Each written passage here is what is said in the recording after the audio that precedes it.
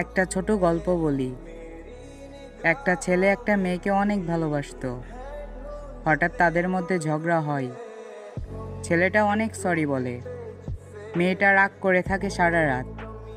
ছেলেটা মেয়েটাকে মেসেজ দেয়, সরি বলে, কিন্তু মেয়েটা কোনো রিপ্লাই দেয় না। এভাবে সকাল 10টা বাজে। মেয়েটা ঘুম থেকে ওঠে, ছেলেটার মেসেজ দেখে। মেয়েটা সাথে সাথে কল দেয় এবং এসএমএস দেয়, বলে আমি ঘুমিয়েছিলাম, সরি।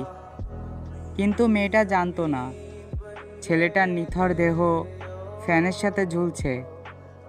তো সবাইকে একটা কথাই বলি, সময় থাকতে তোমাদের ভালোবাসার মানুষটাকে কদর দিও, তার মূল্য বুঝো, তাকে ভালোবেসো।